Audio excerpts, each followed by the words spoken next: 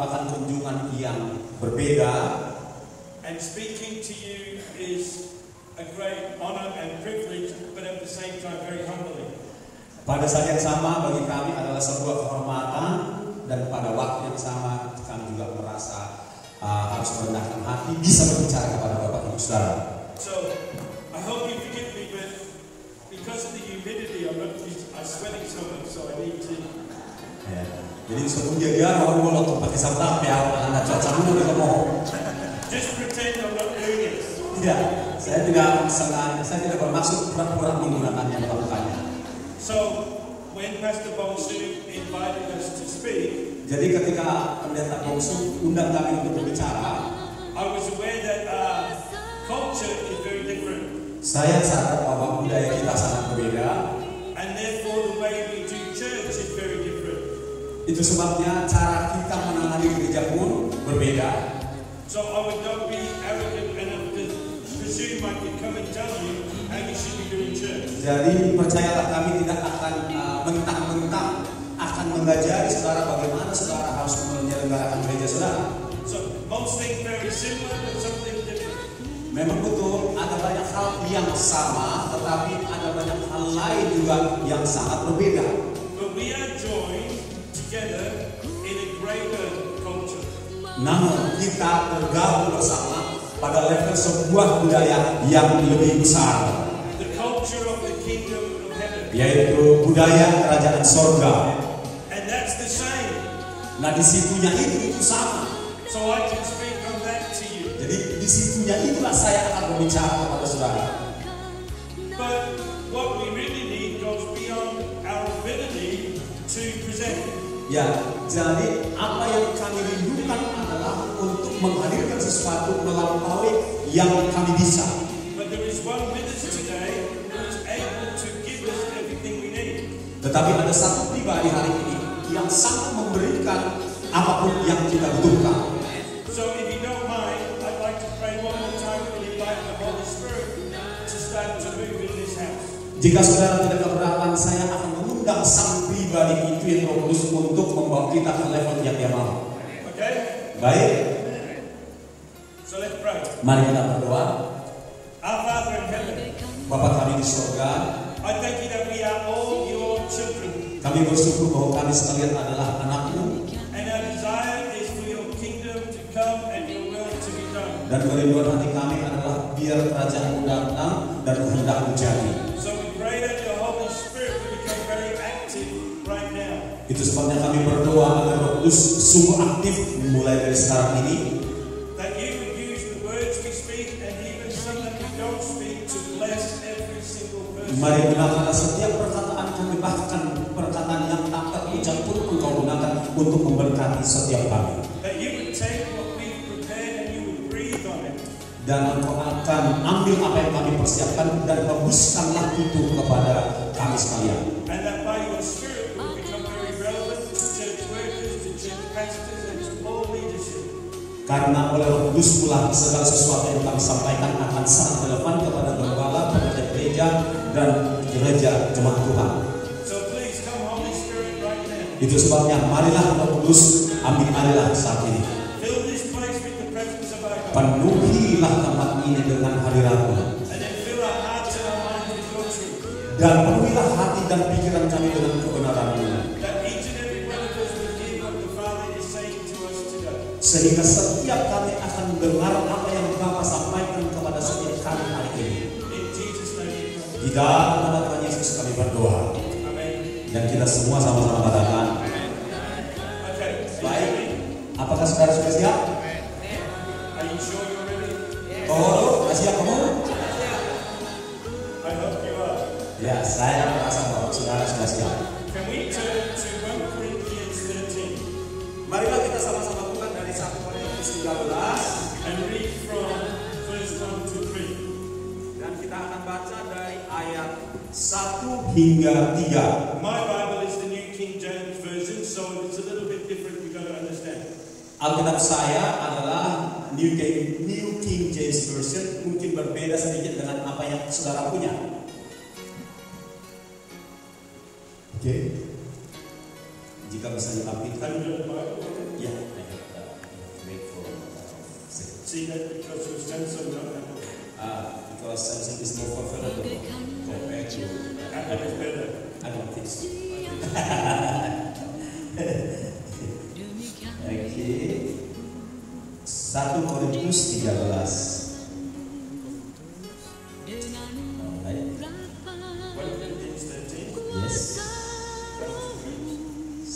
Oke, 1 Korintus 13 berlaku dari ayat 1 hingga 3. Oke, saya akan bacakan bagi kita semua. Perikopnya kasih. Sekalipun aku dapat berkata-kata dengan semua bahasa manusia dan bahasa malaikat, tetapi jika aku tidak mempunyai kasih, aku sama dengan gong yang berkumandang dan canak yang gemerincing. Ayat 2, sekalipun aku mempunyai karunia untuk bernubuat dan aku mengetahui segala rahasia dan memiliki seluruh pengetahuan, dan sekalipun aku memiliki iman yang sempurna untuk memindahkan gunung, tetapi jika aku tidak mempunyai kasih, aku sama sekali tidak berguna. Ayat 3, boleh sama-sama kita baca 1, 2, 3. Dan sekalipun aku membagi-bagikan segala sesuatu yang ada padaku, bahkan menyerahkan tubuhku untuk dibakar, tetapi jika aku tidak mempunyai kasih, sedikit pun tidak ada bedanya bagiku.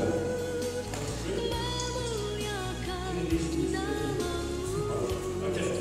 And so, to get a better understanding of the passage, we need to understand the context that it was written in. We need to understand the culture of the town they were in. Nah, untuk kita memahami dengan tepat apa yang baru saja kita baca atau kita tulis di dalam pasal ini, kita harus mengerti konteks dan budaya pada masa itu ditulis. So Paul started this church, he got this church, Corinth. Dan itu ada pada kota Korintus. And it was the most important town in Greece in that day. Dan pada masa itu Korintus adalah kota yang paling penting pada masa itu. It was one of the major hubs of world trade. Dan itu adalah salah satu kota perdagangan besar dunia pada masa itu. But it was also under strict Roman government. Berada di bawah pemerintahan yang keras dari Kekaisaran Romawi. Which means there was one world government. Yang berarti pada saat itu pemerintahan tunggal dunia. One world currency. Pemerintahan mata uang tunggal dunia. And you needed a mark to buy or sell. Dan membutuhkan tanda bagi setiap orang kalau mau jual atau beli. Does that sound familiar to you? Apakah saudara pernah mendengar hal itu? Belum, Cek. It's in the book of Revelation about the end times. Itu ada di kitab Wahyu tentang akhir zaman. I say that so you understand the kind of town you're living in. Saya mengatakan itu kepada saudara-saudara mulai memahami seperti apa kota tempat tinggal waktu itu. It was also one of the most wicked and perverted places. Dan itu adalah salah satu kota yang sangat jahat di saat itu. And I don't want to focus so much on the evil of that place and the wickedness of that place, but we need to understand it because that started to influence the church. Ya, saya tidak akan banyak berbicara tentang kejahatan kota itu, namun perlu kita tahu bahwa itu sangat mempengaruhi gereja pada saat masa itu. And we need to be aware of that because our communities, if we're not careful, our communities will start to influence us. Ya, mengapa itu perlu juga kita sadari agar kita juga jangan kiranya sampai dipengaruhi oleh komunitas sekitar kita. Just little things at first, like little seeds, but they can grow and they can bear fruit. Bisa saja benih yang tidak baik itu kecil sekali, tapi kalau bertumbuh itu akan menjadi besar dan mempengaruhi. Not only was this under Roman rule, not only was it a wicked place, but it was also full of different cultures with different gods, and so full of idolatry. Kota itu bukan saja kota yang jahat, saudara-saudara, namun itu adalah kota yang penuh dengan perzinahan dan juga kota tersebut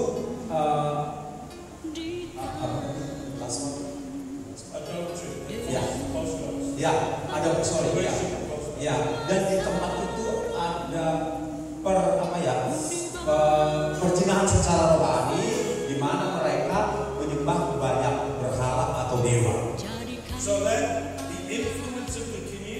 started to affect the church. Lalu keadaan masyarakat itu mulai mempengaruhi gereja yang ada di situ. Only in little ways, but it changed what Paul had started. Memang hal kecil, tetapi mulai membelokkan apa yang Paulus telah mulai. That's why Paul writes them to remind them of the truth. Itu sebabnya Paulus mengingatkan jemaat itu akan kebenaran. So he writes to them to remind them, but also to bring correction and change. Selain mengingatkan mereka, tapi juga memberi koreksi supaya mereka berubah. You might be aware that the letters to the Corinthians were actually Paul responding to a lot of questions and a lot of things that he heard that were going on in the church. Kalau saudara perhatikan, Paulus itu banyak mempertanyakan tentang kondisi jemaat di Korintus itu. They'd forgotten about the things that set them free. Mereka lupa apa yang membuat mereka dibebaskan. And they was coming into bondage again. Namun itu ikatan lama itu yang sudah bebas itu mengikat mereka kembali. And I believe that we also need to be reminded and corrected of some things to bring us back to what God intended. Itu sebabnya kita pun perlu diingatkan dan dikoreksi agar apa yang kita pernah lepas namun terbelenggu kembali supaya kita sadar akan hal itu. You understand? Saudara memahaminya? You agree? Saudara setuju akan hal itu? In these 3 sessions, I want to share some things, but I want them to really challenge us. Ya, saya butuh 3 sesi, tetapi saya mau keseluruhannya itu men-challenge, menantang kita. So when the challenges come, don't get angry with me. Jadi ketika nanti ada tantangan, tolonglah jangan marah-marah sama saya. Because we're going to strictly look at the Word of God. Karena kami hanya akan menyampaikan dari firman Tuhan. If you have to get angry with anybody, get angry with me too. Ya, kalau mau marah sama Pak Dennis, jangan sama penerjemah. I'll make one mistake because he started. Atau dibawa sama Pak Konsul yang kita marah nanti. No. I'm just getting you ready, okay? Maka saya hanya supaya saudara tetap fokus dan standby ya, ready ya. In this letter, Paul very cleverly, very brilliantly starts to address some of the issues. Ya, di bagian ini saudara, Paulus mulai mengatasi atau menangani persoalan itu dengan sangat brilian. He particularly focuses on public worship. Ya, pertama dia berbicara tentang penyembahan yang secara umum. Because of the witness of the church. Karena To the whole community. ya, di mana gereja mestinya menjadi contoh kepada masyarakat sekitar. It reminds them what their true priorities should be. Paulus mengingatkan jemaat itu yang mana yang seharusnya menjadi prioritas utama. So as we read this, you need to understand that he's dealing with problems that are specific to the Corinthian culture. Iya, jadi Paulus memulai menangani atau membahas tentang masalah spesifik yang mempengaruhi gereja di Korintus waktu itu.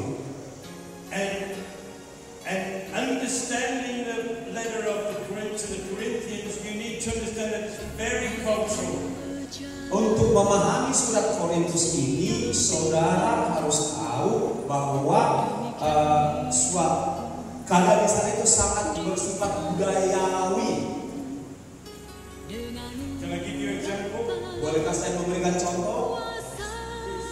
He commands that women should be silent in church.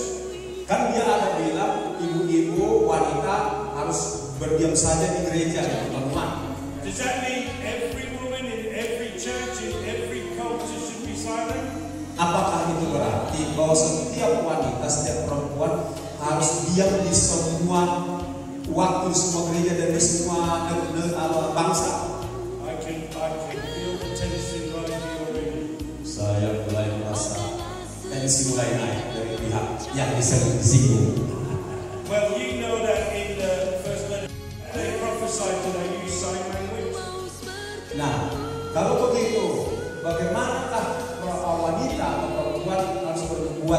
di tengah kebaktian. Karena mereka kan harus diam, mereka harus pakai bahasa gini-gini dong. Ngerti? Ya, belum nangkap ya. Kan ada kalimat yang mengatakan perempuan harus diam kalau ada kebaktian. Nah, bagaimana kalau perempuan itu bertubuhan? Kan diam, berarti mulutnya nggak terbuka, dia hanya gerakan bahasa. Jadi bahasa tunanetra. Apakah begitu? It's very cultural. Itu sangat bersifat budaya ya. Because when they came to church, the men would sit at the front and the women would sit at the back. Nah, di sana itu kalau masuk gereja laki-laki di depan, perempuan di belakang. And the women who weren't educated would sit in the back and hear something and shout to their husbands, "What does that mean?" Kan kalau begitu adalah istri yang kurang berpendidikan, contohnya dia nggak ngerti, suaminya jauh di depan, masa dia teriak-teriak, ayah Harun dan Yunai, kan nggak mungkin gitu. And then they talk to each other. What is he saying? What does that mean? Lalu mereka kan akan sangat mungkin berbicara satu dengan yang lain di belakang. Apa yang dibilang Pak Pendeta itu? Disrupting the whole meeting. Itu kan akan mengganggu keseluruhan ibadah. Which, if you understand, the Corinthian church was already pretty messy because everybody was speaking in tongues and prophesying and bringing the word. Sebagaimana kita tahu bahwa gereja di Korintus itu kan rupa-rupa karunia. Coba kalau rame-rame karunia itu berbicara kan jadi seperti apa jadinya? So he said, wait till you get home and ask your husband at home. Itulah sebabnya Paulus memberikan semacam arahan. Nantilah kalau udah pulang ke rumah, ini malah tanya suami dia, nanya katanya. We need to ask if how we run church is more tradition than practical. Ya, kita harus mengerti pada saat itu lebih mengelola gereja itu lebih bersifat mengikuti tradisi daripada lebih bersifat praktis. Sometimes we do things that are very, we consider sacred, but we don't know why we do them. Ya, kadang-kadang kita menyampaikan rahasia, tapi kita tak sadar kenapa kita harus kasih tahu rahasia. I remember one old church, very old church, but the pastor, who was very old, even though they had lights, he would bring a candle and put it on the pulpit when he was reading his Bible. Ya, ada satu gereja tua, lembaganya tua, tiap kali dia harus membaca kitab, dibawanya pula lilin itu di suasana terang untuk membaca, karena itu udah tradisinya di kota lilin. And the church thought there was something very spiritual about that. Dan mereka yakin itu ada sesuatu yang sangat rohani tentang itu. So it became a tradition in their church. Jadi gereja itu menjadi sangat tradisional. So they asked the old pastor, eventually a new generation came and asked the old pastor, why did you light the candle when you're reading your Bible? Lalu generasi muda gereja itu mulai tanya pendeta tua itu, mengapa Bapak sama pendeta tiap kali baca kitab harus hidupkan lilin? He said, because I couldn't see it. Aina sobu itu bereng katanya. Gak bisa kulihat. But they thought it was spiritual. Jemaat tuh ngira itu karena bersifat rohani. We've got to look at our church service and say, what is just something traditional, what that may be just a practical thing, and we've turned it into something sacred. Iya, begini. Mari kita untuk bisa melihat mana yang kelihatannya rohani padahal karena praktis lalu kita menganggap itu sakral. There's nothing wrong with culture, by the way. Ya, nggak ada salahnya sih budaya yang seperti itu. If you want to reach your culture, if you want to influence your culture, you've got to mix with that culture. Ya, kalau saudara ingin mempengaruhi budaya saudara, ya saudara bisa campurkan di situ. The ladies with their head coverings in Corinth, right? Para wanita yang pakai kerudung di zaman Korintus, so many brothels, so many prostitutes. Banyak prostitusi dan amoral di sana. And one of the signs that a woman was a prostitute was she would have long hair, braided hair, and jewelry, uncover her head.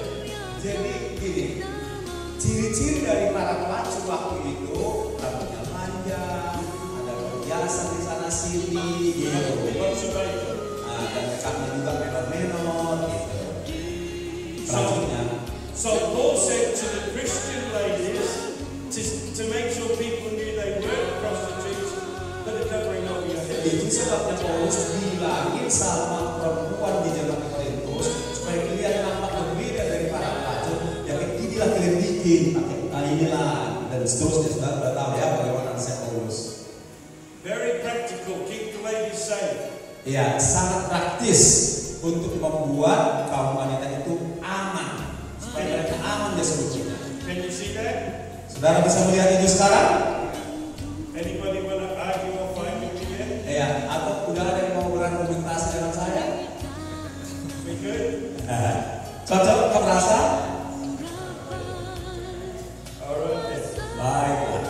So we have to understand the cultural influence. Itulah sebabnya Bapak Ibu Saudara, kita harus bisa melihat ada tidaknya budaya yang bersifat budaya pada Alkitab ini, pada tempat tertentu. Again, it's not wrong or right, it's just culture. Jadi sekali lagi bukan soal salahnya itu atau benarnya itu, tetapi ini soal unsur budaya sudah menjadi tradisi. But we also have the influence of a greater culture. Dan kita juga menerima pengaruh dari budaya yang lebih besar. I want to read 1 Corinthians 13, 1-3 again, but I want you to listen very carefully to what it says. Ya.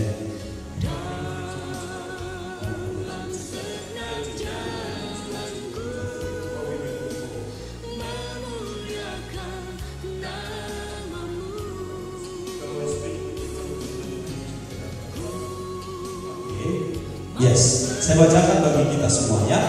Dari 1 Korintus 13 ayat 1-3 supaya kita kembali mencernanya. Demikian.